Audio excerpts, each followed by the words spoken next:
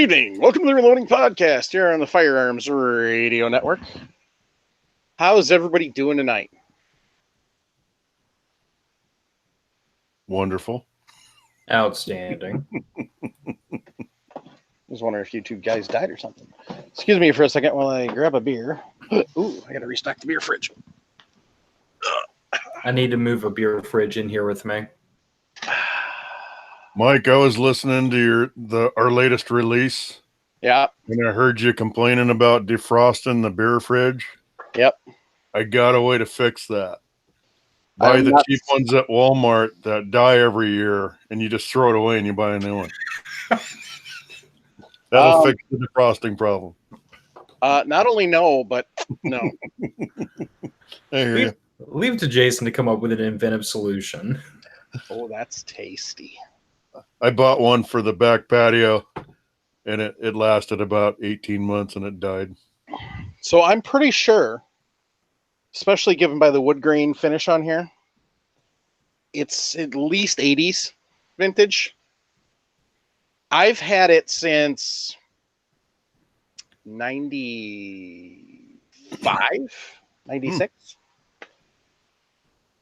You know, that was back when you bought an appliance and you handed it down to your kids. Yes. Yep. Yes, it was. And now stuff costs 10 times as much and lasts 1/10 as long. Yeah, right. It sucks. So, what's everybody been doing?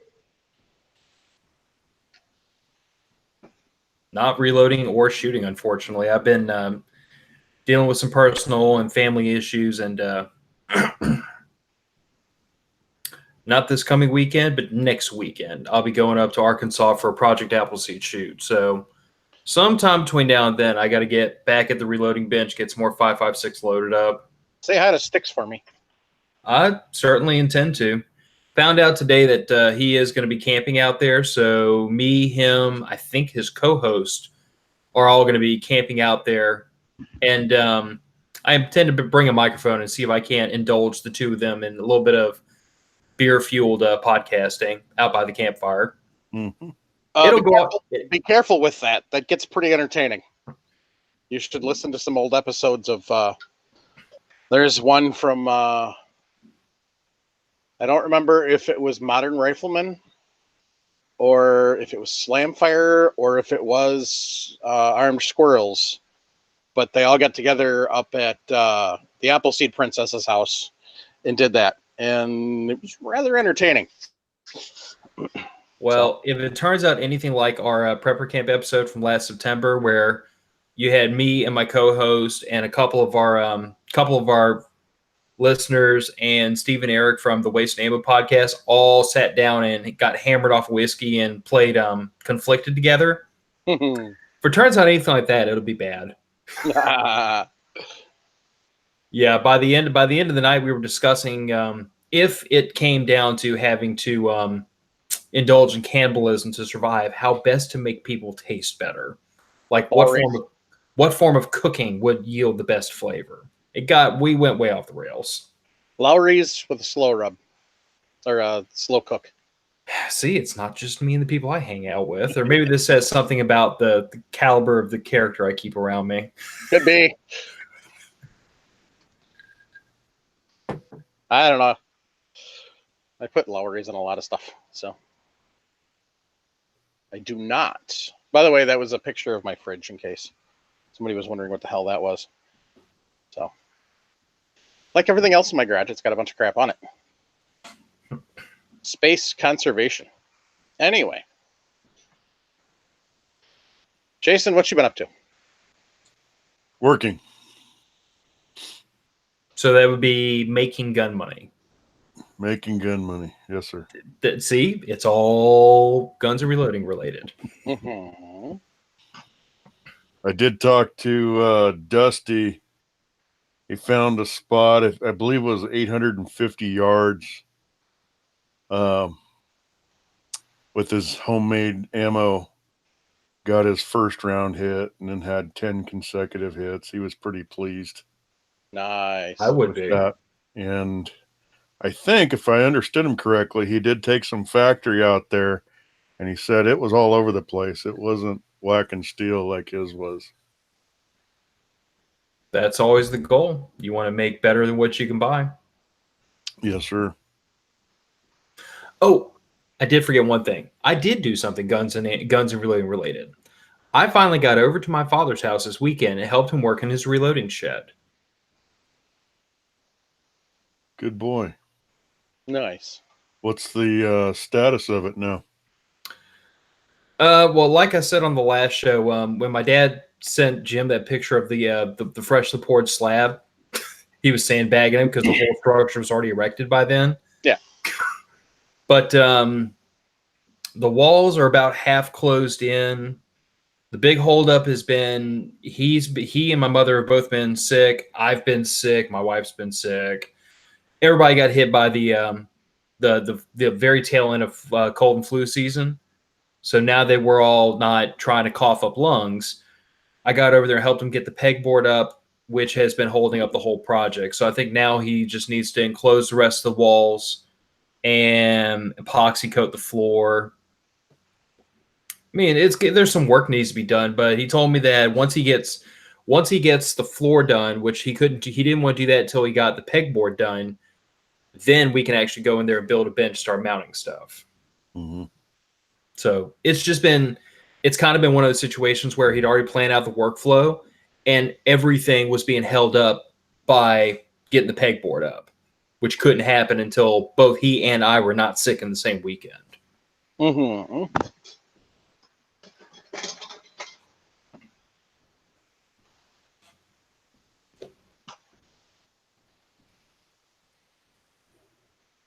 So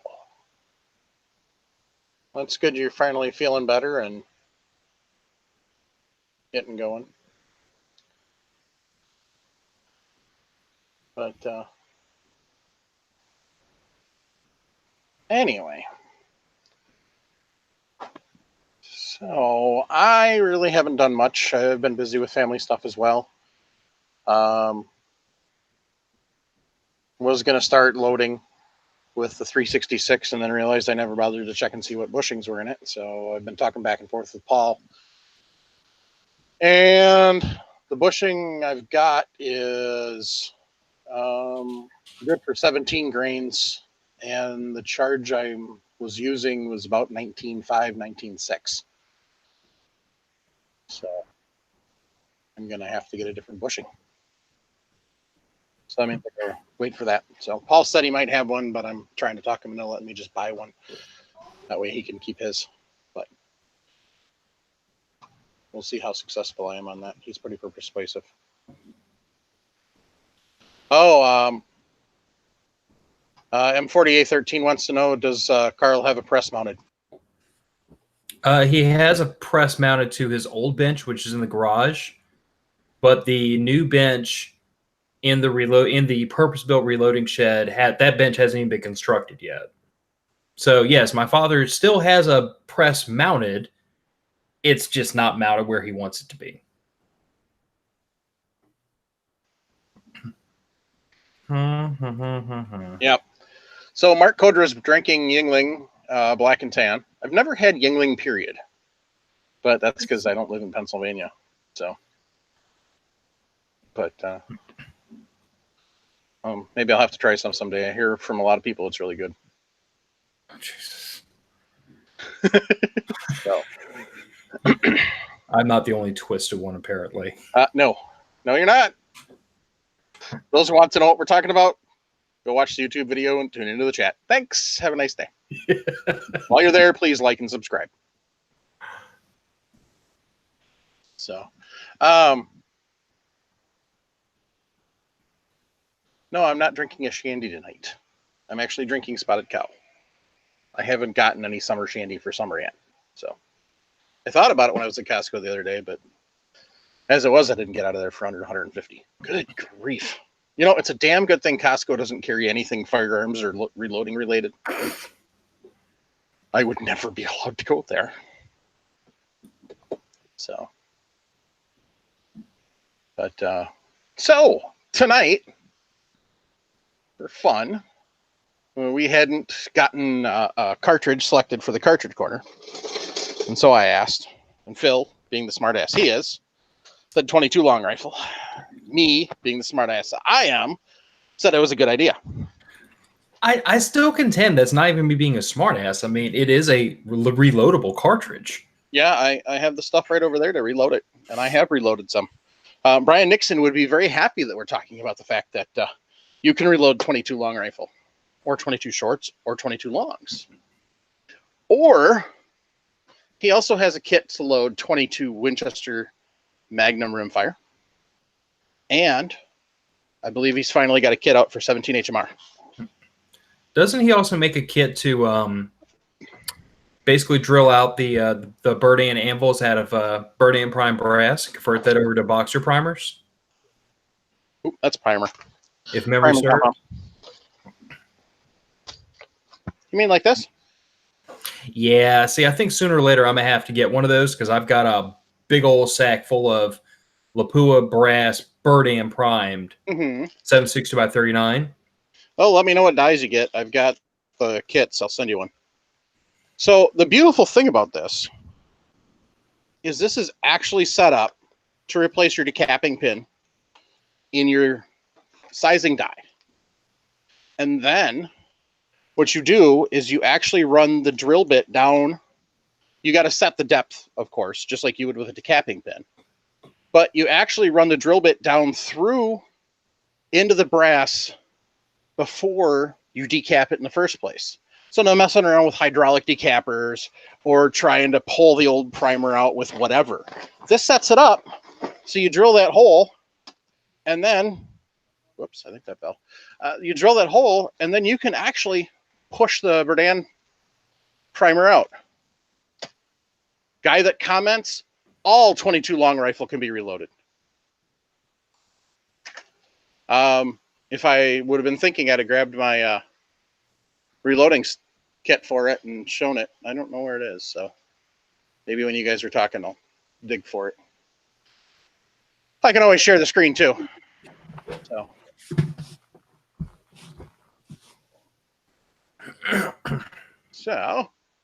we'll do that quick.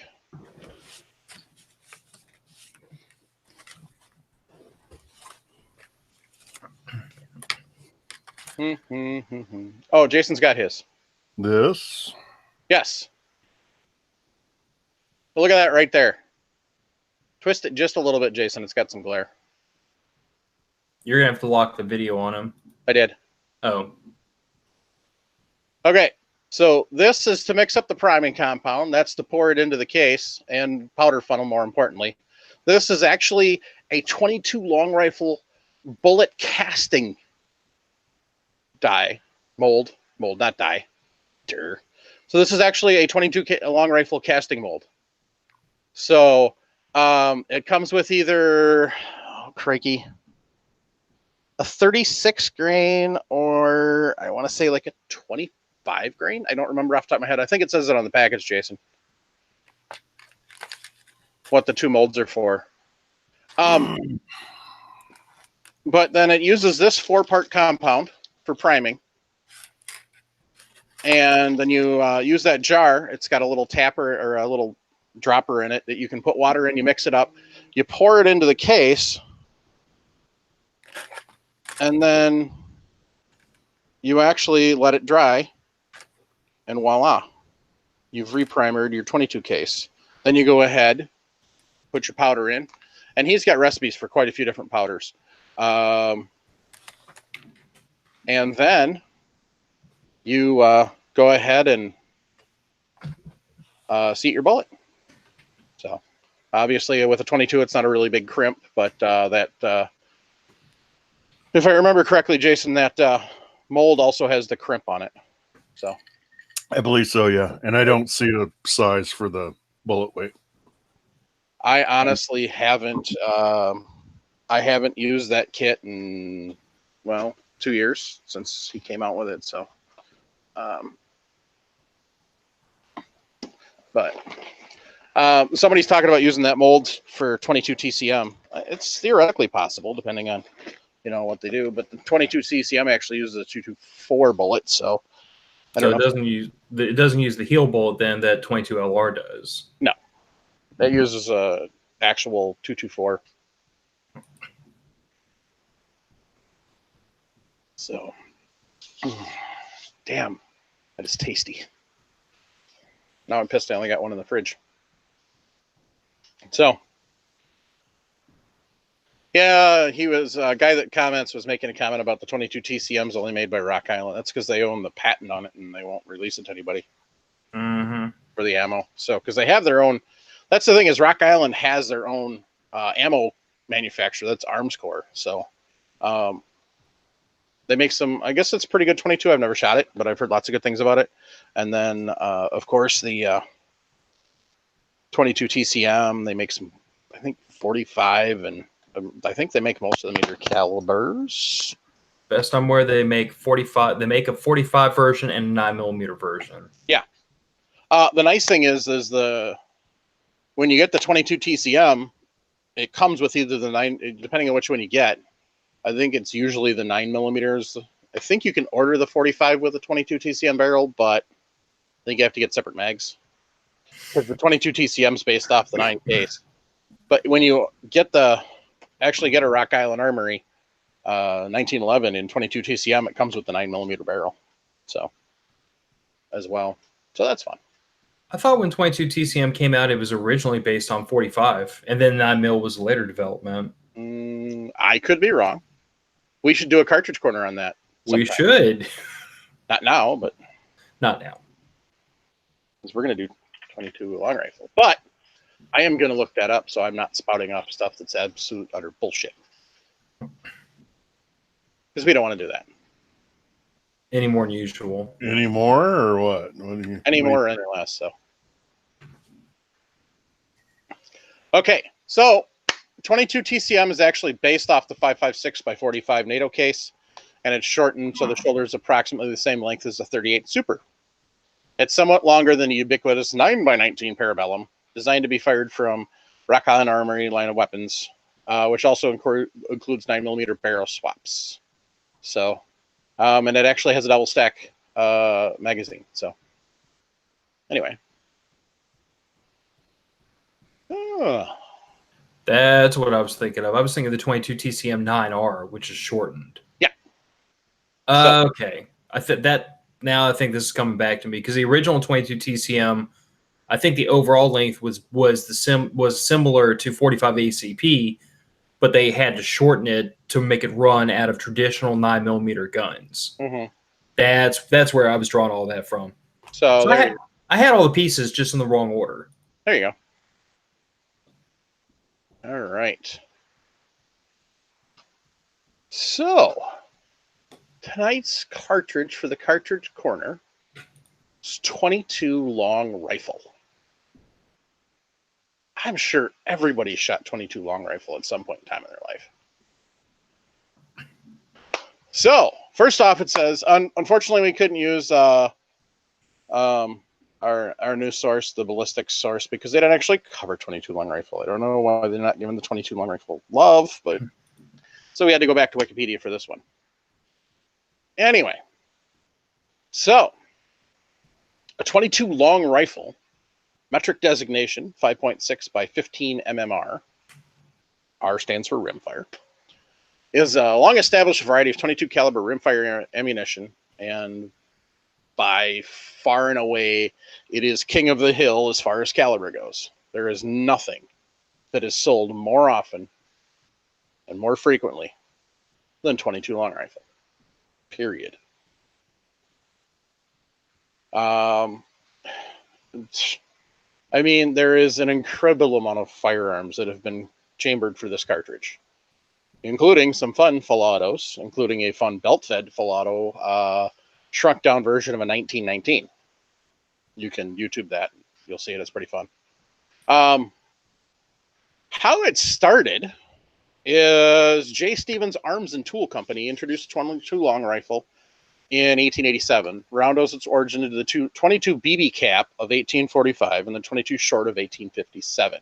It combined the casing of the 22 long of 1871 with the 40 grain bullet of the 22 extra long of 1880. giving it a longer overall length, a higher muzzle velocity, and superior performance as a hunting and target round, rendering to both the 22 long and 22 extra long cartridges obsolete. So 22 long rifle uses a heeled bullet, which means the bullet is the same diameter as the case and has a narrower heel portion that fits into the case. It is one of the few cartridges that are accepted by a large variety of rifles and handguns. So it's ridiculously fun to shoot. It's reasonably inexpensive. It's, obviously it keeps going up. It's coming back down in price now. I'm starting to see a lot of it for back to 4 and 5 cents a round, where for a while it was 8 and 9 cents. So if you're looking to stock up, kids. So, but it's obviously a low recoil. If you're shooting long rifles, anything above subsonic, you definitely absolutely need hearing protection. Even if you're using a suppressor, it's kind of borderline depending on what you do. So, the thing is, it's not necessarily the noise the firearm's making, but it's the supersonic crack you're going to get that you may need the protection from. But if you want something that's really quiet, especially for exterminating rodents, get yourself a nice little bolt action with a beautiful suppressor and some subsonic ammo on a 22 long rifle. It is not movie silencer silent, but it's pretty darn quiet. Most of your air rifles are louder than what that would be. So it's a great cartridge to introduce new shooters to. First off, it's deadly accurate out to 50 yards, so you can have them shoot, that well, easily. There is an obscene amount of firearms that come in. There's very little recoil, whether it's a pistol or a rifle. It's great for new shooters of all ages. It gives everybody a chance to be accurate, because unless you're buying the super cheap stuff, the quality's gotten a lot better over years, especially when the prices shot up. And so even the bulk packs are pretty accurate nowadays. They're not like top of the line accuracy, but you could definitely expect to see at very minimum a $50 size group at 25 yards. So, and I think the other thing to point out, be above and beyond the incredible proliferation, like just the number of different firearms out there you can purchase in 22 LR. I think it's worth pointing out that, first of all, 22 LR firearms, handguns, and rifles are usually fairly cheap because it's such a low pressure cartridge. mm-hmm. The gun itself doesn't have to be that overbuilt to reasonably deal with it. Yeah. Maintenance on those guns is usually insanely easy. I mean, a Ruger 1022 is probably the simplest gun on earth to pull the barrel out of. It doesn't have to be pressed into a trunnion with a 10-ton press. It doesn't have to be splined in or screwed in, because you deal with such a low pressure cartridge. I mean, the barrel nut that secures a Henry survival rifle's barrel to the receiver is kind of cute. You torque it on hand tight, and that's it, and the gun runs. Yeah. But I think it's also worth pointing out that I don't think there are many other firearms out there that have have seen quite the investment into caliber conversion. This is 22 LR. Right. You get a 22 conversion kit for 1911s, for all kinds of ARs. Most guns out there you can find, if you look for them, even for CZs, you can find 22 LR conversions. Glocks. So I get, yeah. So I guess that's the thing I point out to people is, I'm like, if you shoot something and you want to be able to take the existing firearm you have and introduce a new shooter, you can get a 22 LR conversion and a bulk pack of 22 LR. Mm-hmm. And with the gun you already have, you can start teaching a person how to shoot that firearm. And when they're ready for the recoil and the noise of the full power cartridge, convert it back. Yep. Or most of the handgun manufacturers, your SIGs, your Rugers, your Smith & Wesson M&Ps, all of those major concealed carry handguns have a corresponding 22 long rifle handgun with the same setup. So all of the, if it's got a safety, the safety's in the same spot. If the mag's release is in the same spot, the function is the same. So you can do that too. And most of those, are under 500 at least. Most of them are probably under 300 if you look right. But I mean, if you really seriously want to get a rifle and a handgun in 22 long rifle, you can do it for under $200 all day long. And if you start shopping the used market, I mean, other than like an AR or a Glock and maybe 1911s as a runner-up, you're going to be hard-pressed to go to any gun show, any internet forum, anything, and not find used 22 LR firearms. Right. They're very often kind of passed over once a person feels like they've, quote, outgrown them, and they're sold for peanuts, and they're just waiting for a second owner. Mm-hmm. So I'm glad I was a smart ass and suggested it. That's right. And this is what happens when Jim leaves me unsupervised. So the 22 long rifle is effective to 150 yards. Depending on the ammunition, that's target. Probably not recommended for hunting. Hunting's usually 50 or in. Depending on the ammunition, you could hunt, depending on what game you're hunting, out to 75. If you're using like, squirrels or, squirrels or rabbits, 75 is kind of pushing it. But chipmunks are a little better. But problem with chipmunks is they're a little smaller to see. So usually 50 and in. Most of the time, if I'm using it, it's 25 and in, just to be on the safe side. So here's the thing. The largest recorded animal killed with a 22 long was a grizzly in 1953. Now that's shot placement. Challenge accepted. Unfortunately, 22 long rifles are very commonly used by whitetail poachers. So you can get them jacketed, unjacketed, solid lead. Usually your solid lead ones are going to be a softer. They're not going to be, your standard alloy that we use for casting lead bullets. They're going to be a little softer than that. So, but annual production somewhere between 2 and 2.5 billion rounds. That's according to the NSSF. So, yeah. One of the, yes, you can load them. Yes, it is pretty cool to actually load them because then you can play around and get a little better.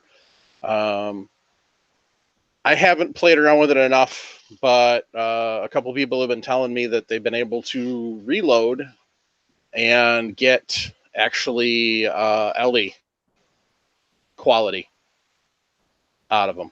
So a lot of the times, and here's a tip for you. So if you got a semi-auto rifle and you have either a bolt rifle or a revolver handgun, if you run ammo through that semi-auto and it does not go bang, put it in the bolt action rifle, spin it a little bit, or put it in the revolver and spin it a little bit. Or if you really want to, you can throw it back in the semi-auto and spin it a little bit. But what happens is you're now going to strike that primer in a different location, and it usually goes bang. So it's very, very rare that you have a true dud on a 22 long rifle. So, but yeah, so lots of fun. There's subsonic, which is anything below 1,100 feet per second. There's standard velocities, which you use a lot of times in your older rifles.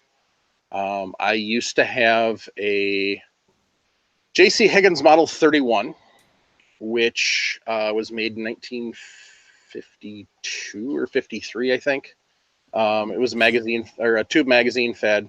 Looked a lot like a Glenfield, so we're a common Marlin 60 nowadays. But had an integral sling built into the stock, into the butt stock, that then just pulled out and latched onto the foregrip. So it was pretty cool. I blessed my stepbrother with that when he got of hunting age because he didn't have a 22. So It's fun, but the only problem is, being that it's older, you do have to use standard velocity ammo. If you use the high velocity stuff, it won't cycle correctly. So standard velocity is 1120 to 1135. High velocity is 1200 to 1310, and then hyper velocity or ultra velocity is over 1400 feet per second. So they make all sorts of different stuff, including some stuff that's literally primer only. So it's a extra light bullet. It's like a 15 grain bullet and primer only. It'll actually go down a full 18-inch barrel. So it's pretty cool, and it's pretty quiet. So, but lots of fun with a 22. And I'll post all the little specs on it in the show notes. It gives you the different ballistic performances and all the different specs and everything. So, but yeah, a cartridge everybody's probably shot, and it's a lot of fun to do, and it's cheap to do. So, it's one of those you can definitely get into for pretty cheap. Like I said, you can get depending on how you shop and where you shop, you can get a Heritage Rough Rider, which is a 6-shot revolver. Around the holidays, I've seen them for as cheap as 90. Usually they're about 110. If you're paying, and the nice thing is with the Heritage Rough Riders and the Ruger Single 6, and I think there's a couple other companies that make them, they have interchangeable cylinders. So you can actually buy the 22 long rifle, and then if you buy the upgraded model, it actually comes with a 22 long rifle cylinder, and then you can actually change that out for the 22 Winchester Magnum with the WMR. So that's kind of a neat thing you can do with it.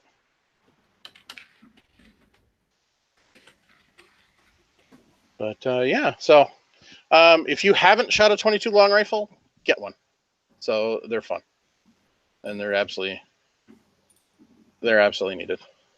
So I always like to chuck this into the mix whenever 22 LRs come up. Yep. Would it be fair to say that most people start out with a 22 LR? I would say yes. That is a fair statement. Okay, I think I owned 3 or 4 different firearms before I ever bought a 22 LR. So I'm that one weirdo that just skipped over the 22s and went straight into full-size cartridges. You felt like crap after you finally started shooting 22, didn't you? No, honestly, I mean, I don't mind shooting 22. I don't. My perspective is always more of training time is better spent training on the firearm I'm actually going to shoot in a self-defense situation. My 22 is a Henry survival rifle, and that's exactly what it is to me. Right. It's a small, compact pack rifle. It's the kind of thing I can throw in a backpack with, a day's supply of food and water and go out on a hike. Uh-huh. And have something with a little more legs to it than a handgun. Uh-huh. I don't know. I shoot my 22. I've got a Remington 781. It's a bolt action 22, and I shoot that thing at 100 yards all the time. So I do have to admit, though, that those Rough Rider, there's Heritage Rough Rider single action revolvers. I see those show up on like a fire sale on Palmetto State Armory every so often, and every time I'm like this close to buying one. So I have a Ruger Single 6, and I still almost buy one of those every time. So Paul Nelson said his first rifle was a 22-250. So I'm not the only one. No, you're not, honestly. So, yeah, Phil, you're not. How old were you? How old was I? Yeah. When I bought a 22? No, when you started shooting. When you started shooting and buying guns. Well, started shooting, I don't know, 8, 9. Didn't purchase my own firearm until I got back from Iraq. So that was about 05. I was 23. And what were you shooting at 8 and 9? Mostly air rifles. Okay. Yeah, my dad had a 22. If I shot it, I don't remember shooting it. Spent a lot of time shooting air rifles back then. Yep. Yeah, I had a lot of pellet guns growing up, but as soon as I was old enough, my dad bought me a pistol and a rifle. Yeah, a lot of my problem was that we grew up in the city, like, I mean, 15, 20 yards away from the major hospital that serviced three counties or three cities in our county. Mm-hmm. So I mean, we were so far in the city limits, there wasn't a lot of cause to buy an 8, 9-year-old at 22 or anything at that point. You know what I'm saying? Yep. You know, most of the time I spent shooting was with my dad off my great grandmother's back porch up in rural Louisiana, back when we still lived in Texas. So it wasn't until I bought my first handgun at 23, that was when I bought my first gun, and added another one, sold one, bought another one, and then it's really been about the last 4 or 5 years I just fell off the deep end. Welcome to the fun.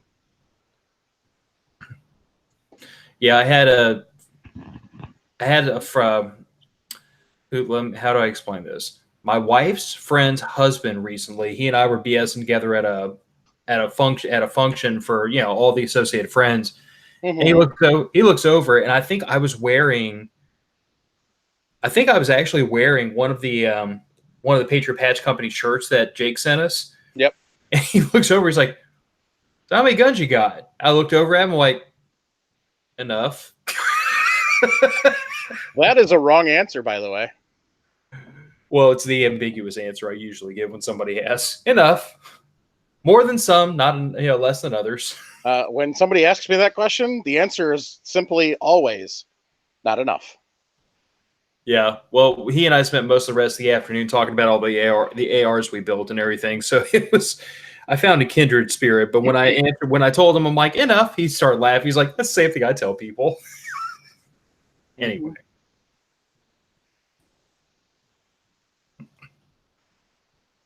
Yeah, I have a problem. I collect guns and knives and lots of other stuff. I don't see the problem. There isn't. My wife thinks there is, but that's the problem. I have one. She thinks there's a problem. I keep trying to get her to shoot, but she doesn't want to get into shooting. So there lies my dilemma.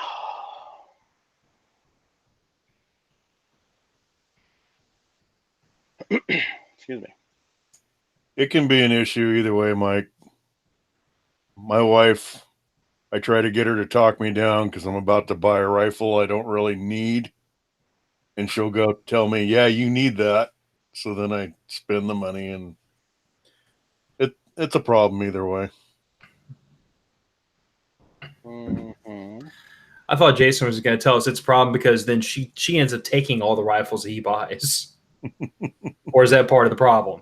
You really need that rifle, honey. Let me see that. She hasn't really shot rifle with me yet. She shoots shotgun and pistol mostly, and some shotgun, but rifle very little. I got to get my missus out to the gun range again. It has been way too long since she and I've gone together.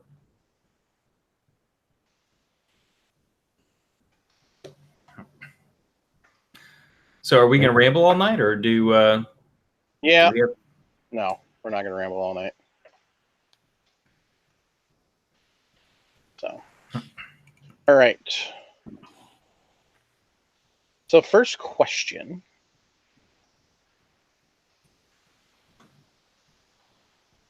Let's see here. That's not a question. That's a comment. We already read that one. I'm going through the email quick, so bear with me. I was about to say, I've been keeping an eye on the chat, and it's pretty much a cat ball. Entertaining, but a cat ball. Yeah. All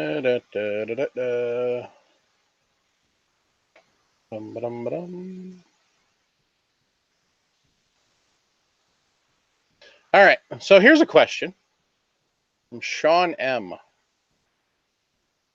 Hey guys, been listening to the show for a long time. You fellas do a great job at getting out good information while keeping it entertaining, as long as you can keep the old man awake, that is. Well, he's not here tonight, so we don't have to keep him awake. All right, so come on, yes, stupid computer. Okay, so Keep up the good work and the friendly jabs. How do you guys recommend loading bullets you don't have data for? I'm shooting 357 maximum and have great luck with the speed 180 grain hot cores, but would like to try some Lehigh defense. I've loaded both the 105 grain controlled fracturing and the 140 grain extreme penetrator in the 357 mag, and have had good luck on both coyotes and deer, respectively. I'll be shooting these out of a TC contender, by the way. While Lehigh publishes data for these bullets in 357 Magnum, they don't have data for 357 Maximum. How do I go about using those lighter monolithic bullets in my max? So he did, and then some bonus data he has said he was able to run his loads, not those, different loads, through his magneto speed. Doesn't have a spreadsheet, but out of a 16.5 inch barrel, the 180 grain spear hot cores were cranking out at 1770. And in a maximum case. So he did put the 180 grains in the maximum. He said the 357 Magnum loads were 1780 for 140 grain and 2210 for the 105 grain. So, First of all, I'm jealous. So, when you have something like that, it's a real challenge. The fact that it's a TC helps because it's a stout system. But at the same time, it can cause problems because you're going to think it'll hold more than it may necessarily hold.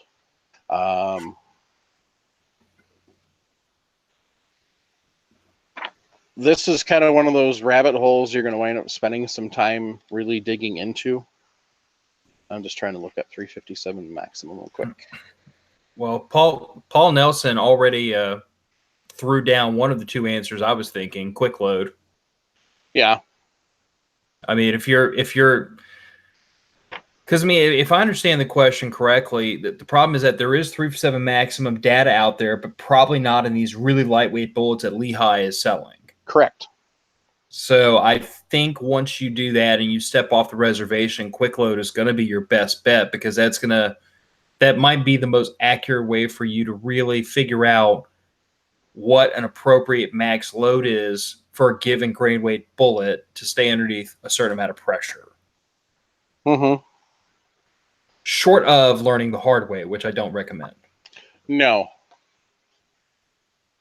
And 357 maximum is already such an insanely high pressure cartridge. I would not play with that without having something of a guidepost. Yeah. I mean, 357 mag is already high enough pressure that I went and backed off my loads a half grain just in the name of safety. Maximum, if I recall correctly, we're talking about the cartridge that runs at such high pressures. Ruger actually discontinued the revolver they made for it because it was flame cutting the top strap. Yes. I mean, it's correct. Which is the problem you don't have with a TC contender. True.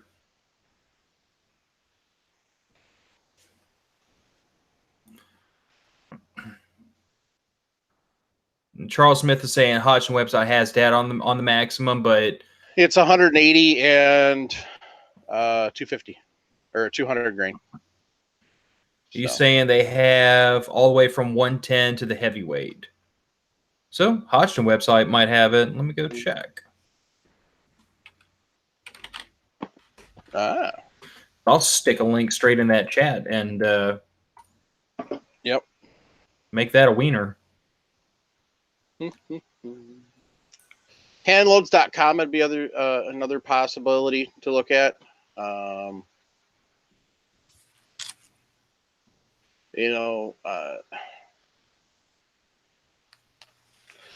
Try Lehigh and see what they say.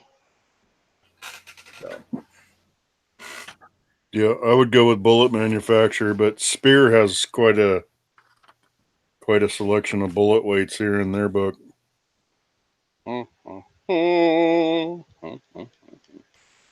I'm actually not seeing 357 maximum data at the Hodgson site unless it's under rifle and not under pistol, which is possible.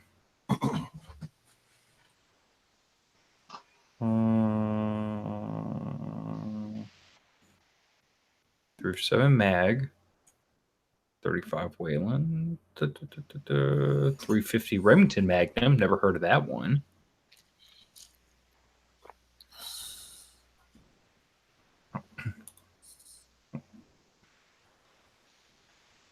Okay, Charles Smith in the chat.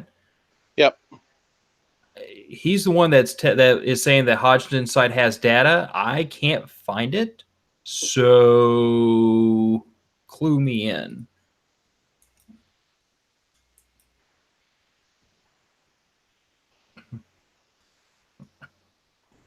Yeah, Hodgson has in pistol for 357 Remington maximum.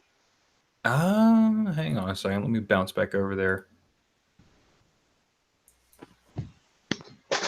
I might have run right over it. So they've got data for There it is. and an H4227 in the 140.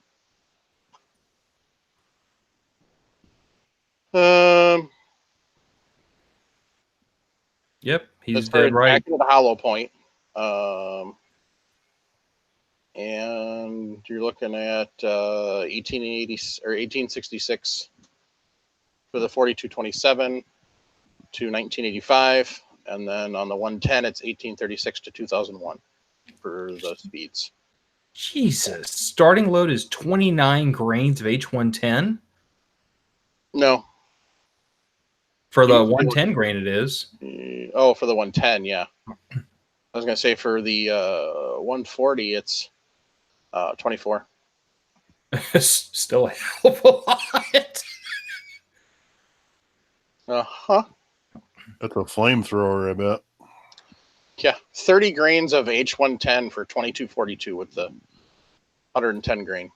In what caliber? Oh, is that Fleming I just heard? That is the 357 maximum. Didn't you have one of those at one time? 20, no. 29 grains of H110? That's a start charge. 357 max. Yep. Yes. Not 35 rem or anything like that. Oh. Yeah. All right. I'm looking at Hodgdon's site. We had a listener bring a question in. I don't know when you came into the chat, but he was looking for data for Lehigh high defenses, really lightweight bullets. Yeah. Float like a butterfly, sting like a bee. Yeah, see, even Sierra, their lightest is 170 grain. So. Yeah, I'll check Hornady real fast, but I don't think they have really lightweight bullet data. I don't have anything. Oh, you already checked Hornady? Yep. Never mind. The 357 maximum caliber was developed for metallic silhouette. I think it was developed to hurt your palm and your wallet simultaneously. Right? Yeah, 357 max, it isn't that much more than 357 mag. It's not as much as 44 Magnum is in recoil. You'll blow a man's head clean off. Well, that's the fact is too. They build the guns a little bit lighter because it's not quite the same robust caliber as 44 Magnum. Yep. Mike, Jason, how you guys doing? Not bad. Yourself?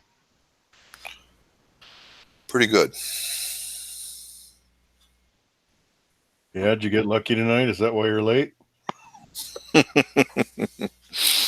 Well, it wasn't a matter of luck, Jason.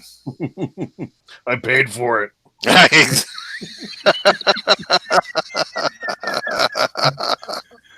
Jason, under any other circumstances, I'd curse you 6 weeks from Sunday.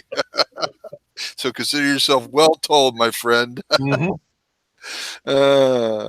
And every bit of the nautical language that the damn chief postmate ever laid upon you. If he didn't do it, the master at arms would. Yep. Yeah, I think I did pretty well tonight.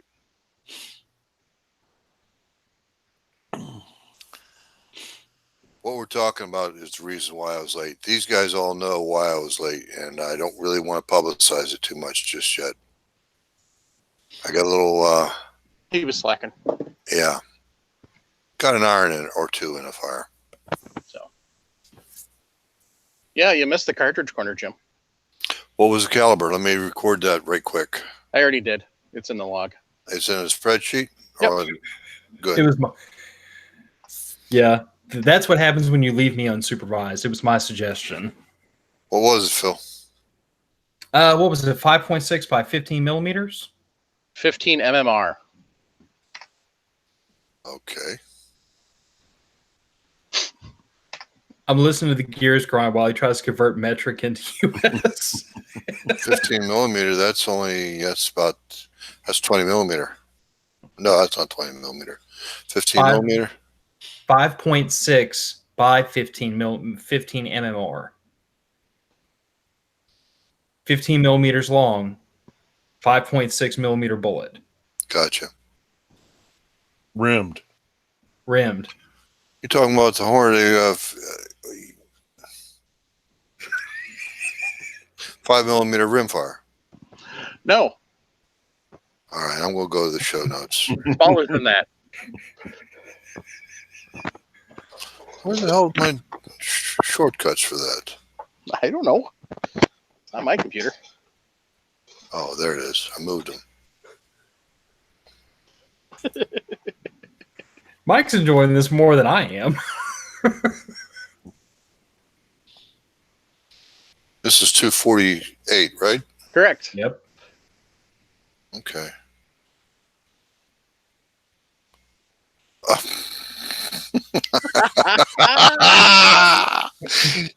You birds got me. You got me, but good.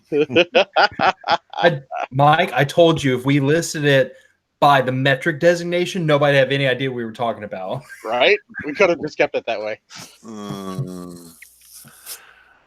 Americans firearms manufacturer J. Stevens Arm and Tool Company introduced the 22 long rifle cartridge in 1887.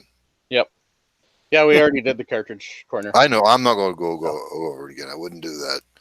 But yeah, good job, Phil. You guys got me. And it is a reloadable cartridge.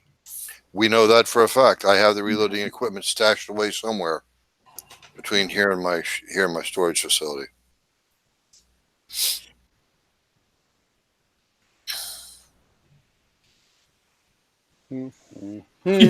Jeff Kuiper, it's not going to be good when he figures it out.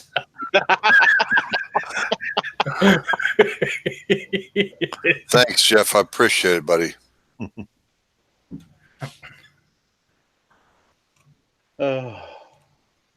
Comedy. Doesn't take much to amuse simple minds. Hey. I may resemble that remark. Me too.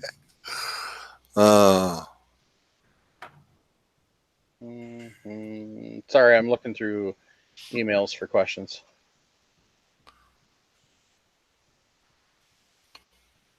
I need to move all of the... Paul Nelson told us something last week, and I can't remember what it was, but someone confirmed it this week. Someone corroborated what Paul Nelson told us. Oh, okay.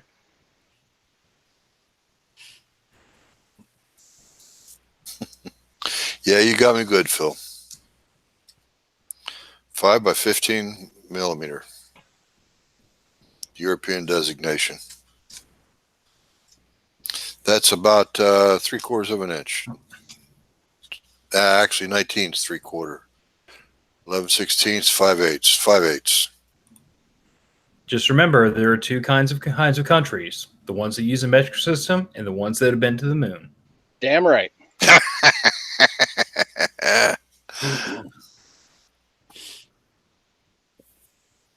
Yeah, that's a fact. Yeah, we're behind the times. We're going with the English system, but I know for a fact that Phil's right. Yeah, we got to indulge them every now and then. Mm-hmm.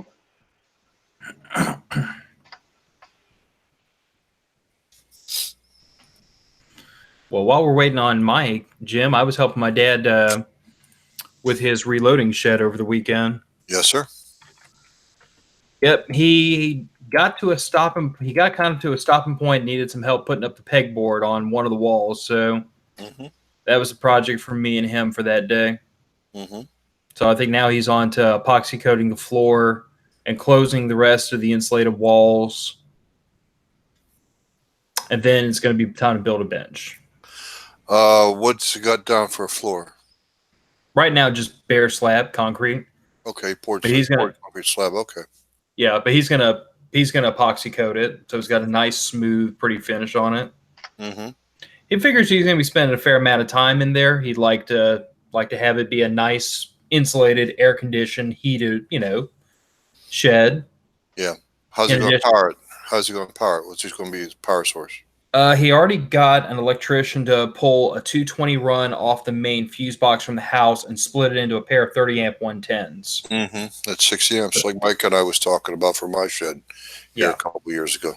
Well, and I had originally talked to him about, possibly running like 2 independent lines. That way he could, if he had like his heat and his air conditioning on one of them and he had his lights on another, if he popped the breaker with the heavier load, he'd still have his lights and everything. Right.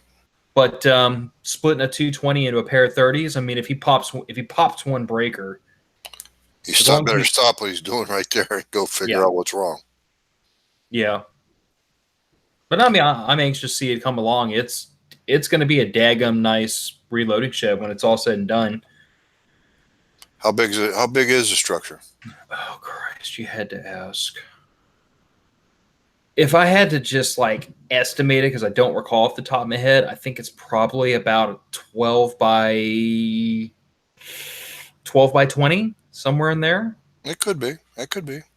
I mean, I'm just kind of like estimating it off the top of my head from having been in there over the weekend. It's a fair size.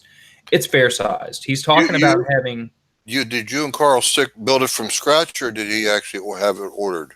No, he actually paid a contractor to put it together for him, because the subdivision he lives in, he bought that house there several years ago, and he had an empty lot next to him, and it sat there for years, and the developer finally got around to putting a house on it.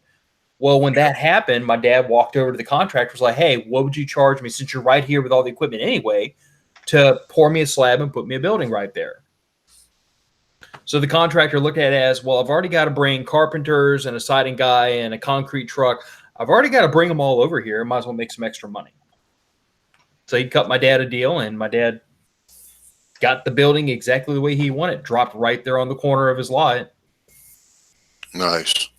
I keep telling my dad the only thing he goofed up on is he didn't get a toilet out there. So when mom kicks him out the house, he's gonna have to pee in the bushes. You'll get that. You'll have that.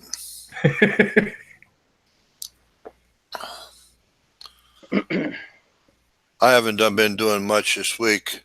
I did bring some ammo in, some 280 ammo. I wanted to check it for concentricity on my Hornady concentricity gauge. I've checked about nearly 80 rounds, I think it was, give or take, of ammo for concentricity. The worst one I found was about 8.5 thousandths out of round. But I can't do anything with it other than take a measurement, because the ammunition is about 2 years old.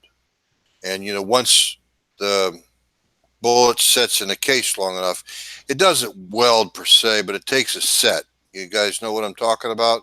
Yep. And the easiest way to loosen a bullet or move the bullet or adjust the bullet would be to either push it in a little deeper with the seating plunger, or take a mallet, if you will, bullet puller, kinetic bullet puller, and loosen the bullet up. But then I run the risk of throwing the bullet clear out of the case, and I don't want to do that no matter what. So I just took some measurements on that. Like I said, the worst one I found so far, 8.5 thousandths out of round. And I'm just going to go ahead and shoot groups with it or whatever, plink with it. But this way I have data. And what I did was I created like a 10 by 10 cell spreadsheet, and row A through row J, or whatever letter 10 is, and then 10 columns across. I put all my data within that. Very simple. I have 3 MTM case guard ammo boxes. The first one was a 50 round. 2 and 3 are 100 rounds, and I have a red 100 round box. That's all the 280 ammo I've got. So I just keep track of each and every round, where it's at, and how I reload it and all that sort of thing. It's time consuming. Jeremy would appreciate it when he was on the show here a while back. he would appreciate. I'm just one at a time, and I checked about 40 rounds last night. It took me about a half hour. Just piddling with it more than anything else. Got to knock the dust and rust off, huh? Sort of, yeah. It was all in good shape, but it's been sitting for 2 years. And like I said, I didn't want to take it. I don't want to trifle with it at all because it was all good ammo. And that 280, that rifle, I can't believe what a tack driver that thing is. But we'll see. A lot of time is because of the fact I'm so rusty on shooting that it might well open my groups up. That's the same rifle I bragged on here more than once about shooting 3/10 MOA at 300 yards. And goodness knows I might be shooting 3 MOA at 300 yards. Sure hope not.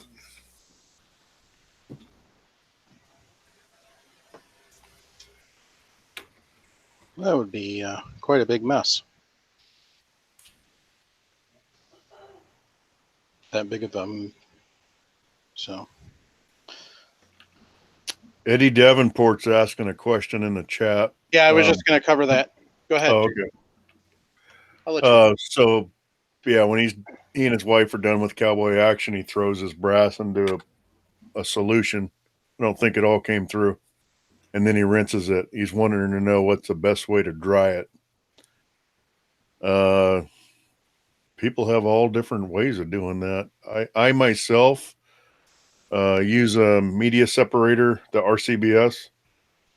It spins the excess water out, and then I throw it into my dry tumbler and I polish it in there. By that time, it's dry enough. It's not going to cake your media. Some people just lay it out on a towel in the sun. Some people put it in a oven at a low temp. You guys got any other? Yeah, I was about to say my pops has, I think, the Franklin Arsenal, but it's basically a food dehydrator. Okay. And I actually use an old T-shirt with the bottom and with the arms tied off in square knots, and I just load all the wet brass in through the neck, pinch it off, and shake it up real good just to knock as much of the water out as possible. And then the T-shirt soaks it up so it doesn't stay on the brass. After that, I just dump it out onto a towel, let it air dry for 24 hours. It comes out bone dry. I do the same thing when I've got wet brass. Is I just roll it back and forth in a towel like so, just back and forth several times to tumble the brass, the water out, all that mess. And then what I do, I like to sun dry it when I can because I've seen a time I go outside 4 hours after the brass has been laying in the sun all afternoon. You can't touch that damn brass. It's so hot. Mm-hmm. That's why I used to dry mine on my bench. That it's in the garage. I mean, the humidity is so high down here that it's going to take 24 hours to air dry no matter what because the humidity is like 250%. But the one thing I would stress is that shaking or otherwise agitating the wet brass is really important in my mind because I've had brass that before I was agitating it, I just take it out of the wet tumbler and just right onto the towel and let it sit. And I began to notice that the brass would be perfectly dry, except water tension would actually cause there to be one tiny little drop of water in the primer pocket in the flash hole. All the rest of the brass is perfectly dry, except for the flash hole had that one little bead of water that surface tension held. And that took longer to dry than anything else on the brass. And that's probably responsible for a couple of hang fires I had before I figured it out. So I agitate the brass not only to get as much of the loose water off as possible, but to break that surface tension and get that water out of the flash hole. Because if you have a little bit of a wet sheen on the brass, that'll dry in a reasonable time frame. But if you actually get that bead of water in the flash hole, that'll stick around for a while. Mm-hmm. Now, again, a food dehydrator or an oven or some other way of using heat to encourage this process along will probably make that a moot point. But if you're air drying it like me, I advise you to agitate the hell out of the brass just to be on the safe side. It also does speed things up because you're getting as much of the water out of the brass and off the brass as possible. Right. Paul Nelson recommends to use distilled water so you don't get water spots on your brass. That's great, Paul, but my distiller is always busy doing other stuff. Distilling other things. Like wine into brandy, right? Yeah, exactly. Yeah, Eddie was asking what's low temp. I mean, I don't know. I mean, I've used an oven to dry the brass out once. Don't tell my wife. I set it for, I think, like 200 degrees because brass anneals at well above that temperature. Yeah, I did try it too one time, and I wound up oxidizing my brass. Got a little too hot. I had a fast oven. I set it for 200. It actually turns out later on it was 225. Yeah. Oops. I still no M40A13. I didn't just tell my wife because she doesn't listen to this podcast. Ding, ding, ding. Unless one of you unscrupulous SOBs tells her to, in which case. Well, that's funny because I'm going to be calling her in about 15 minutes, and I'm going to recommend that. What's Jason, your phone number, Phil? Jason, I don't need any help getting in trouble with my wife.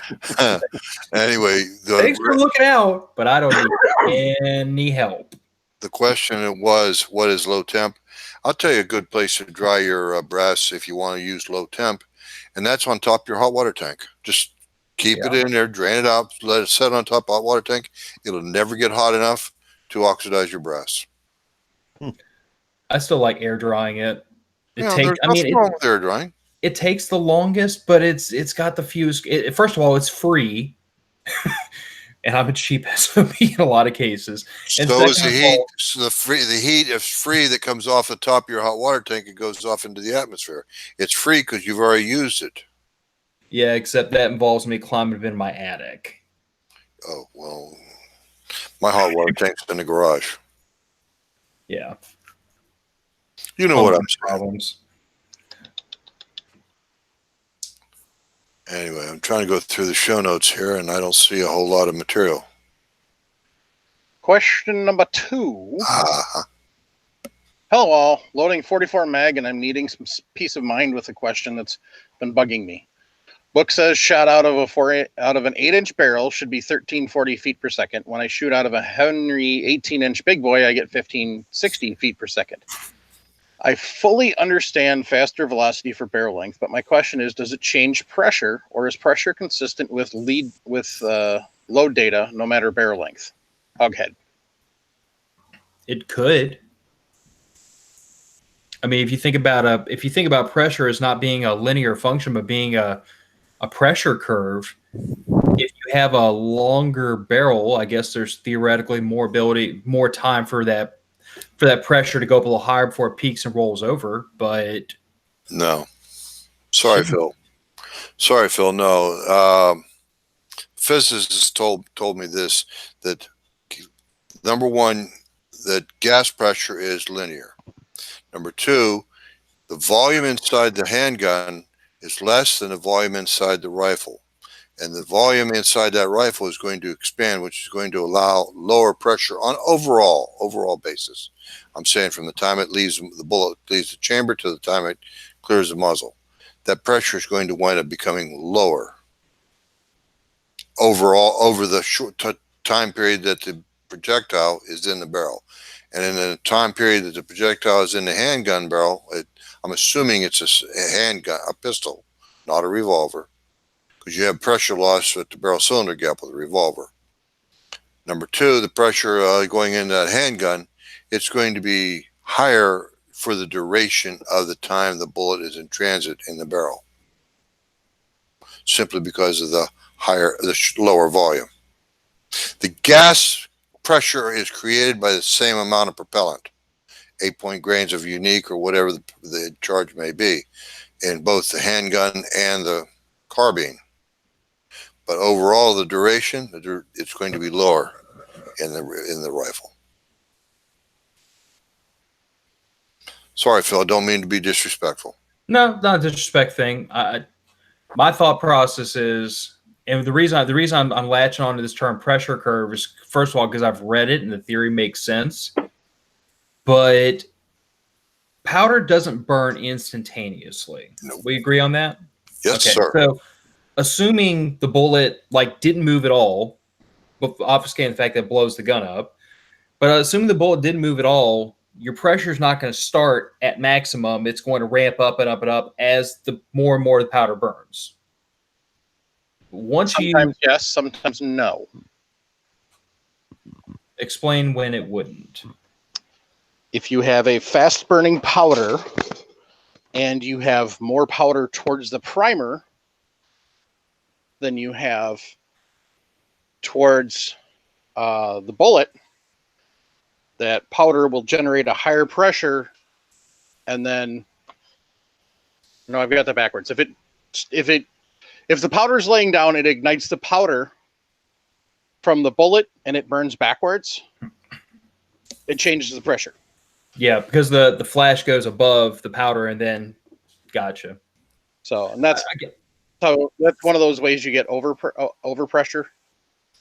So, I guess what I'm trying to say is that the pressure starts at 0 before ignition. It rises. It begins to fall as your powder burn finishes, and then as the bullet travels down the barrel. Because as it travels down the barrel, the volume to contain this pressure is increasing with every inch the bullet moves. So you have pressure increasing, healing, and then dropping. And then as the bullet exits the barrel, your pressure drops and hops very quickly. So I mean, there is.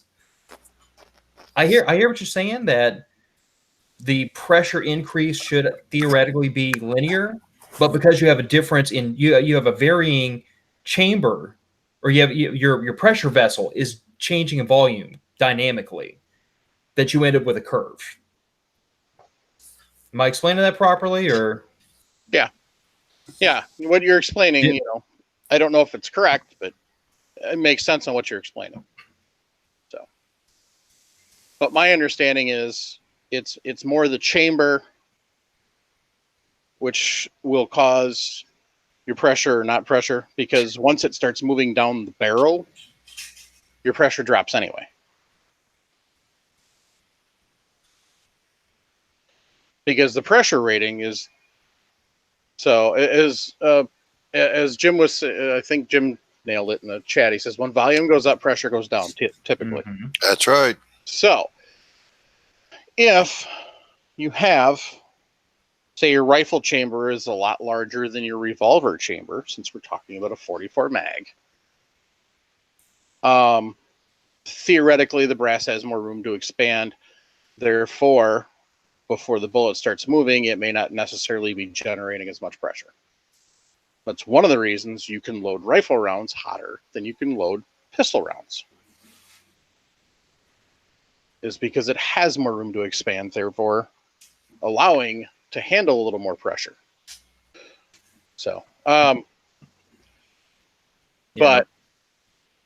that's rabbit hole loads. But rabbit hole aside, Paul Nelson kind of went right back to the standard answer. It's always right. Pressure is unique to the gun.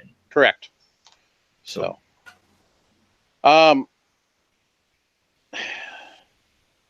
think he's worrying about something he doesn't necessarily need to worry about, though.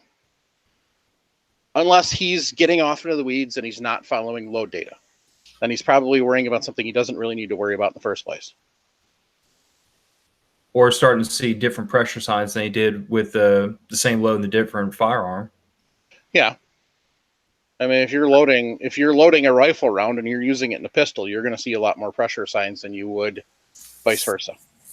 Because the rifle chamber is built to handle more expansion and handle more pressure. That's why you can run it. There might be something. What if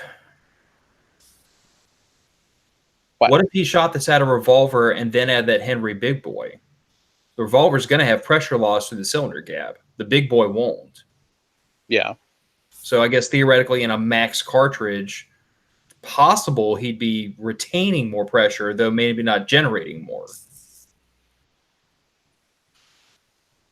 But that's a pretty narrow possibility. It all goes back to what I said. The pressure curve is going to be of longer duration because of the longer barrels. Mm-hmm. And of course, there's going to be less pressure in the revolver because of the barrel cylinder gap and the shorter barrel. Less time. I'm sorry. Less duration. Yeah, I don't know. The chamber itself, in the inside the chamber itself, inside the combustion chamber, to start things off, unless the barrel cylinder, the cylinder for the individual cartridge is oversized slightly, I would think at the moment of ignition, the moment of ignition, the pressures would be identical for both guns. At the moment of ignition. That's it.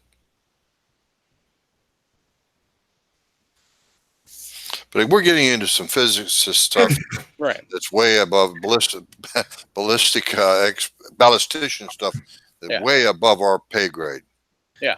So I was talking about Sorry. No, that's fine. And I think Mike had it right. I think we're worrying about something we don't need to worry about. Just keep your ammunition published. Yep. And published, especially in the firearms he's using it in. So neither of them are really built to handle higher pressures, per se. So we won't talk about the fact that I filled up a powder cartridge, or filled up a 357 case with as much powder as I could put in it, stuffed a 200 grain bullet in that, put it in Thompson Center Contender, and fired that bank vault up. And it felt like I had touched off a 44 Magnum when I did. You got some of those bullets, Jason, a long time ago. Those 200 grain bullets I sent you? I just saw those the other day. I should load those. You haven't shot any of them yet. You dog. Dude, don't rush me. It takes time to do these things. Jason, that was 3 years ago. Apparently, I misplaced that box for a little while. Yeah, a little while. So, the one thing is that kind of is the opposite to this. If you're using a slower burning powder, you decline as the bullet's going down the barrel of the rifle because it's still burning, it's still powering the bullet, versus out of a pistol, even on an 8-inch barrel, your powder, you're going to have a lot of unburnt powder that comes out the barrel. So if you're using a slow enough burning powder. I guess it could be, but if you got the correct powder to do that, because in my mind, your powder is going to pressurize to whatever PSI, and then it's going to drop when that bullet starts moving, even though it's creating more gas to create more pressure, that bullet's still going away. So I could see that either way. Yeah. Well, I don't think even if you're using a slow burning powder, I don't think you would get overpressure in the barrel, because you've got a larger vessel that you're spreading that out. You're just talking. So if you were to compare 8-inch to 8-inch, you're probably going to have a little bit more pressure in the rifle, because now the bullet's still moving through the barrel instead of leaving the barrel. So, but back to the possible pressure spike by if the primer jumps and lights the front of the powder instead of the back of the powder. What they used to do is they'd take paper wasp nests and they would tear them apart, and there was cylinders that would work perfect inside cartridges, and then you'd put your powder inside that. So use it like a wad to hold the powder against the primer. Right. Old 1874 Iron mentioned that in the chat, so I wanted to make sure we brought that up. So, and it's not hard enough to really lead to a overpressure situation. Plus, it burns quite nicely. So,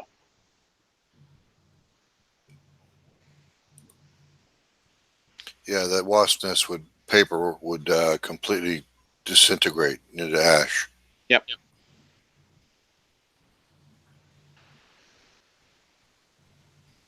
Yeah.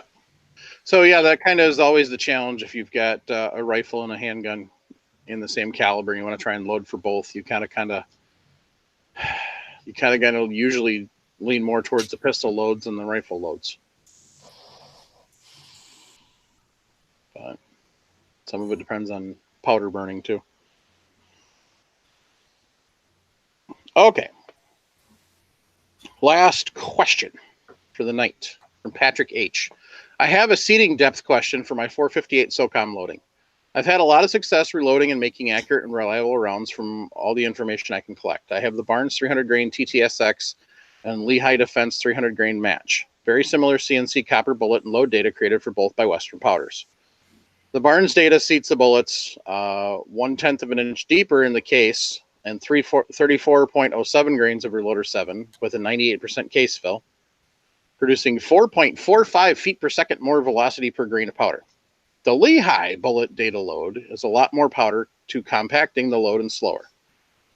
What is your opinion on reducing OAL of the Lehigh bullet to match the Barnes seating depth and powder load to produce similar velocities with the lower charge? Theoretically, they're both 300 grain.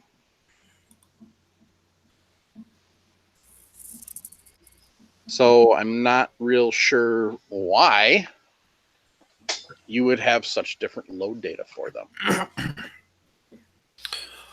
One might be a lead jacket, a copper jacket over lead core, whereas the Barnes bullet, it's probably a solid copper. I think Lehigh does solid copper bullets too. Yeah, it says they're both CNC machine copper.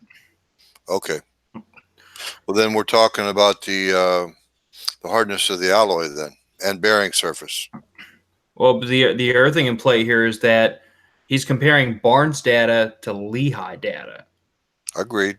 And every powder manufacturer, every bullet manufacturer, they all derive their data themselves. So it gets to it. This to me is kind of a spinoff of the old question of, I've got 4 different reloading manuals. They all list different charges for the same grain weight bullet. Right. But I would, as we've said before, Phil, it's litigation driven. Yeah. I mean, the only thing that jumps out in my mind is that if he's going to use Lehigh data with the Barnes bullets or Barnes data with the Lehigh bullets in the same grain weight bullet, like you were saying, Jim, and like we say all the time, start at the minimum. It's a minimum for a reason. Work your way up slowly. Yep. Because theoretically, they're both 300 grain bullets. Realistically, I'm going to tell you that having been in the position and tried to swap data before, switching to 230 grain bullets, one for the other with the same charge, I got different. It worked the gun differently. Don't ask me why. It shouldn't have been different because it's 230 grain round nose bullets. But I'm telling you, changing the bullet changes things. Sometimes, not always. Difference in friction. Difference in friction could be a thousandth of an inch difference in the overall diameter. It could be the hardness of the alloy because I was switching from jacketed bullets to copper plated. Could be 100 different things. But the point remains, it's a minimum load for a reason. Go back to the minimum, work your way back up. And whatever you do, do not confuse your data and try to use the overall length from one data source with the powder charge from another. I've seen somebody do it. It didn't end well. No, it usually doesn't. If you're going to experiment, remember, you're on your own. That's a fact. That's even, I think, in a disclaimer. Mm-hmm. I mean, it's your eyeballs and your fingertips. Act accordingly. Exactly. You are responsible for your own shortcomings and mistakes. But good luck with it either way, Patrick. I hope it works out for you. Yeah, I mean, all the lawyerism aside, I mean, I don't think there's anything intrinsically dangerous about using like Lehigh data with the Barnes bullets or vice versa. I'm just putting that out there Start at the bottom, work your way up slowly, use common sense. Well, the problem is there isn't any. Well, we could Alliant doesn't recommend Reloader 7 for it, so there isn't any powder data. when we're talking about adjusting depth of seating, again, this is something I would do incrementally. You know, break it up into segments. You know, if you're going to change the seating depth by 100 thousandths, break it up into at least 10 different segments. Start going 10 thousandths deeper, 20 thousandths, 30. Break it down that way, and watch your rifle's performance. If it doesn't like it, it'll let you know. And the louder it speaks, the more you'd better be paying attention. Yeah, I mean, call it what it is. 100 thousandths difference in the seating depth. That's not an inconsequential amount. No, it's not. Not when it's a compacted load. Especially not when it's a compacted load. I mean, 458 SOCOM's got a big chunky case, so at least you're not doing this on something tiny like a 9mm, but still, 100 thousandths difference in the bullet seating depth, you're shrinking down that boiler room a fair bit.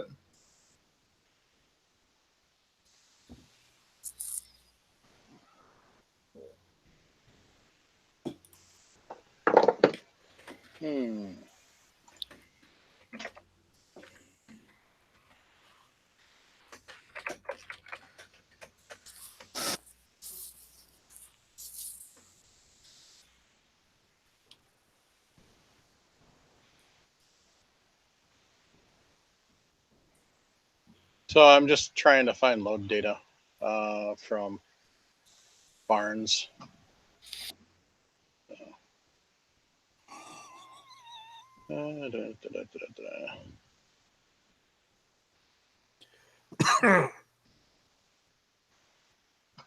Because I don't see. Okay, so yeah, Alliant doesn't even list loads for RL7, so that's kind of the interesting thing there. 458 isn't even a SAMI cartridge yet, is it? Probably not. I don't think so. I think there's still a lot of back and forth on what the max pressures and everything are, and that's why it hasn't been accepted yet. Yeah, because Alliant lists a few other different powders for it, but not Reloader 7. So, but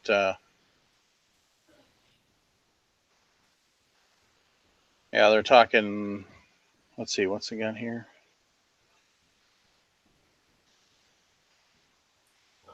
So I'm looking at the data from Barnes now, and it says for Reloader 7, your minimum charge is 35.0. For the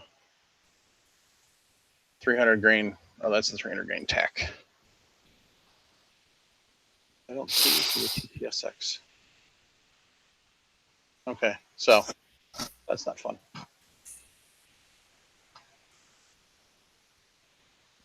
Interesting.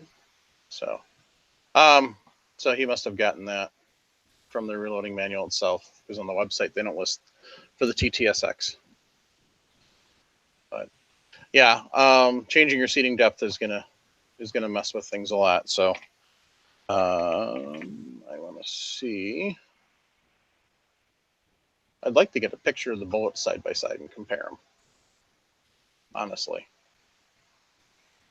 with specs, because that could make a difference depending on boat tail or not. And Total length of the bullet. yeah. Ogive design. Mm-hmm. Length of the shank. That's related to the ogive. Yeah. Yeah, I mean, I guess I'm saying is that there are quite a number of things that could be influencing. Come think of it, do either one of them have a cantilever? Because if they do, that could be the difference in the seating depth. Yep. Mm-hmm. Placement of the cantilever definitely affects the boiler room. Yeah.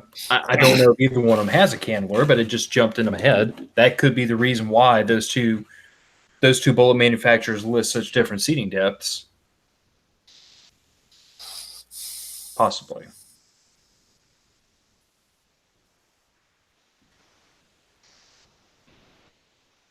So they're talking. Let's see here. Yeah, Reloader 7's using a lot more powder, 39 to 41 for this. It's a copper match solid. I don't see a picture of it though. So.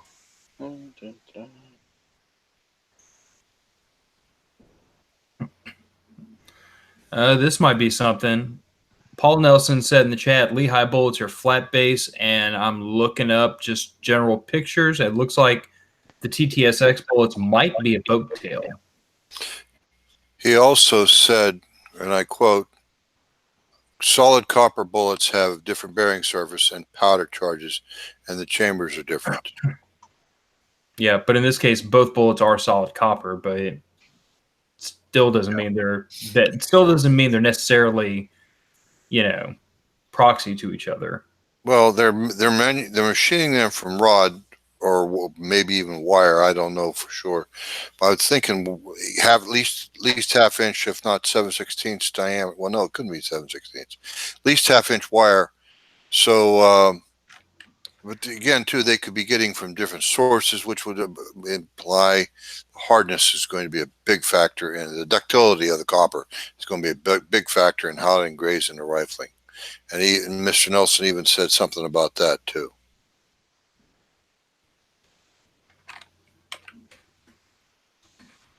Bullet resistance to engraving in a rifle barrel will increase the pressure. Revolver has a bit of a free bore in the chamber. He's right. Down in the chamber, it's got free bore. But once it actually engraves the rifling in the barrel, then you've got the same issue. Yeah. This wouldn't be out of a revolver though. This would be out of have to be out of a rifle. Oh, okay. Probably. Yeah, that's right. The SOCOM is not a handgun cartridge. Nope. Well, there are some people out there silly enough to try. Yeah. So it looks like comparing them.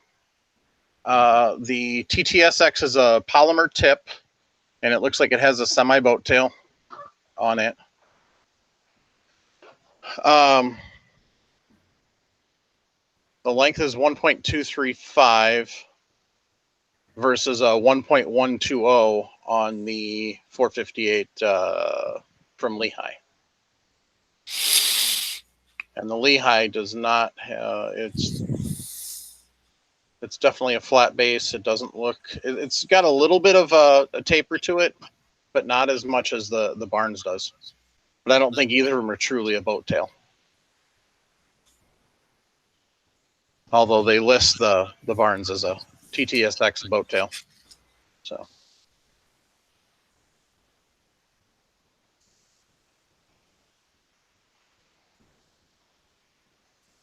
But so I mean that's the biggest difference is the length, 1.235 versus 1.120. So there's your seating depth difference.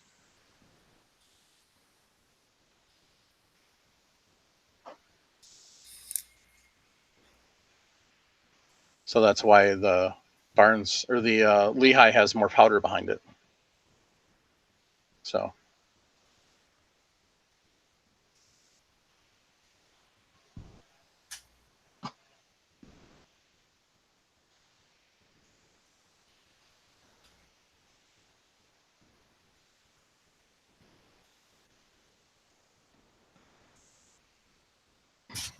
Barnes has a little better ballistic coefficient,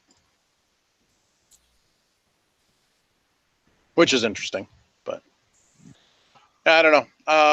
But yeah, definitely with a higher powder charge, you wouldn't necessarily be able to seat it deeper because the bullet's shorter. So you'd change your overall length, but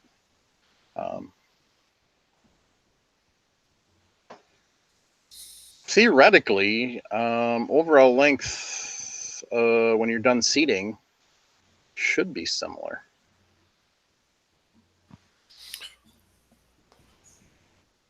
Well, isn't the SOCOM an AR platform? Typically. Well, we got to remember consideration that the fact that ammunition still got to fit inside the magazine. Right. I was just looking to see if they had a.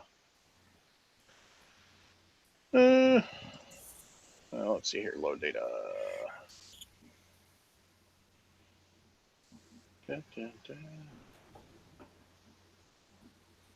Cartridge overall length of 224.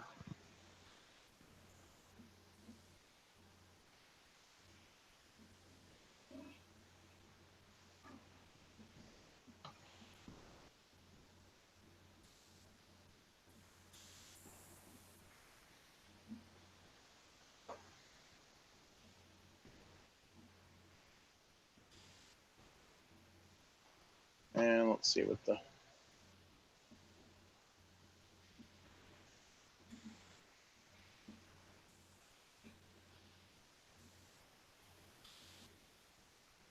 TTSX says. 2.24 is the cartridge overall length for Barnes. 2.24 is the cartridge overall length for Lehigh. So he should be same overall length between the two, which it doesn't look like he's doing right now with the loading he's doing, because he asks, yeah, the Barnes data seats the bullet a 1/10 of an inch deeper because the Barnes bullet's longer. So you should still have the same cartridge overall length when you're done. So I don't know. That's kind of another down the rabbit hole question. But ultimately,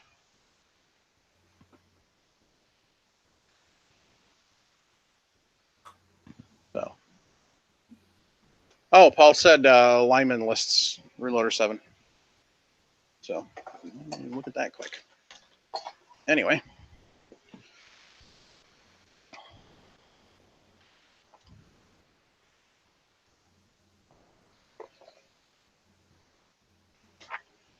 Mm-hmm.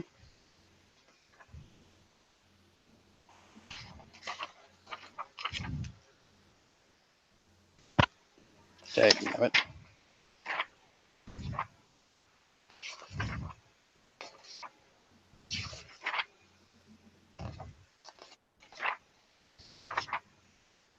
Well, I don't see it.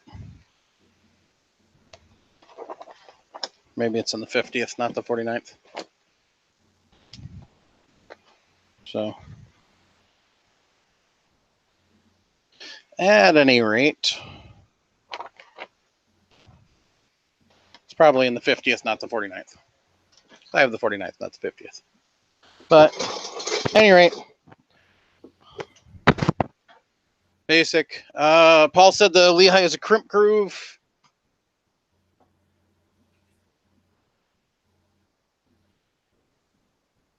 Well, I mean, they both have a groove. I don't know if they, looking at the two of them, I don't know if they really have necessarily a crimp groove, but just at looking at the pictures. But I mean, they're both grooved, so you could crimp both of them, theoretically.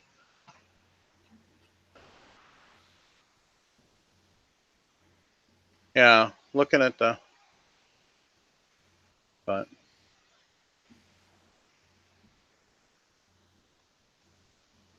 I mean, you're going to kind of have to crimp both of them, but the way that they're designed. So,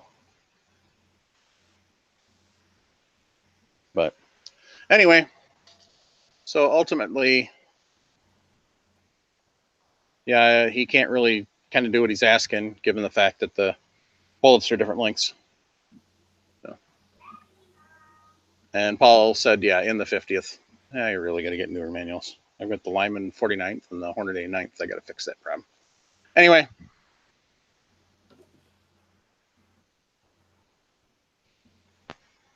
Yeah, both of those are groups. I mean, theoretically, you could use, I'm sure they both line up to use as a canneler, but Paul said he loads a Lehigh in 458 Win. That'd be fun. But, yeah.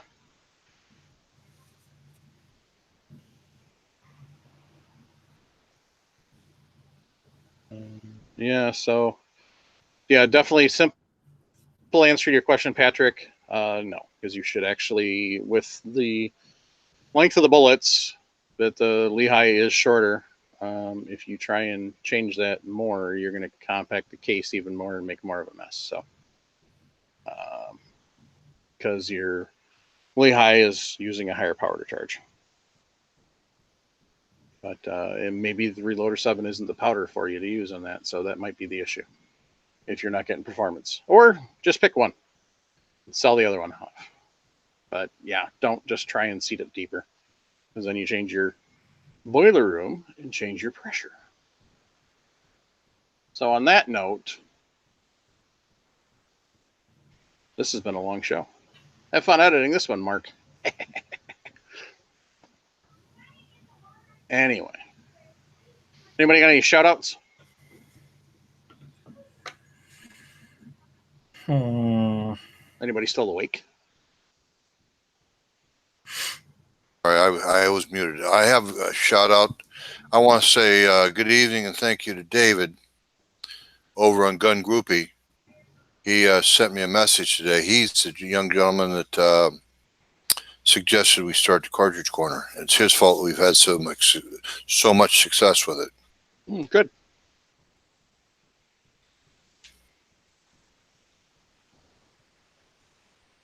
All right.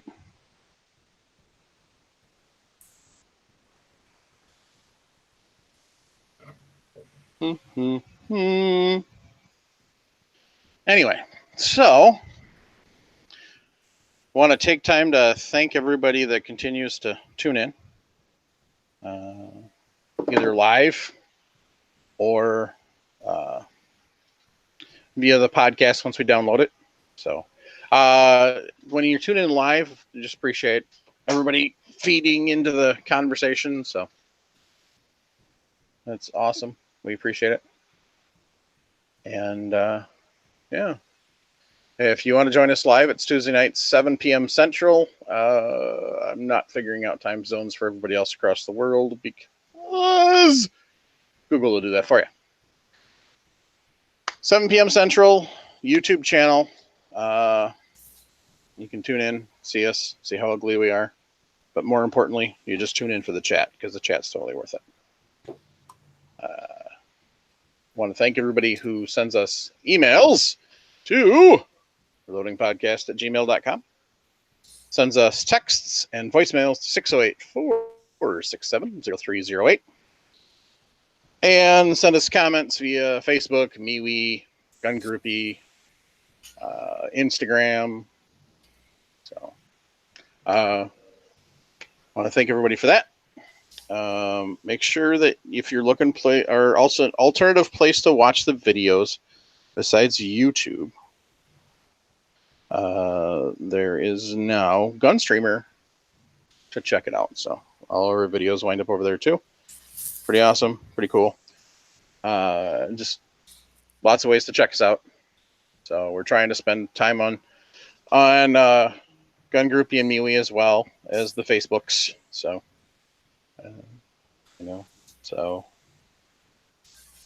unfortunately we kind of all have only so much time, so it doesn't necessarily give us as much time to spend some on the others. So if you want to reach out to us, send us a private message. If you send us a PM on Gun Groupie or on MeWe, it'll give us a notification that we've got it, so that helps. If you post on the Reloading Podcast page or the group, we'll get those pretty quick too. If you have a question you want answered on the show, either send it via email, reloadingpodcast@gmail.com, text it, 608-467-0308, or go post it on either one of the Facebook pages. So, or if you're going to post it on MeWe, post it on the page, not in the chat.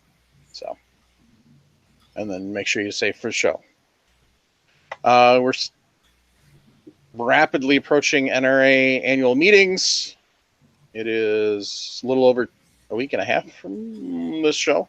In fact, this show will air the Sunday night that it closes. So I'm just letting everybody know, if you watch this video live on Saturday night, we are having a listener meetup. There's information on the podcast group page and the FRN page. So check it out. If you're in the Indy area for the NRA annual meetings, stop by. So, Mike, are we having a show tomorrow, next week? Yes. Thank you. Yep. So, On that note, folks. Oh, I almost forgot to thank the important peoples. Well, I thank part of the important peoples. I didn't thank all of the important people. So thanks to Jake and the gang over at Patriot Patch Company for being bandwidth sponsor. Once again, that is the patch of the month. Pretty awesome. Thanks to Sean and the gang over at Firearms Radio Network for giving us a place to hang out. Thanks to all the Patreons who send us their hard-earned money so that we can continue to bring you better programming, better shows, better quality, more fun stuff. So just grateful for everybody. Thank you very much. And keep your brass shiny. Be an asset, not a liability. Buy it cheap and stack it deep. Squeeze. Don't yank that trigger. Thanks, everyone.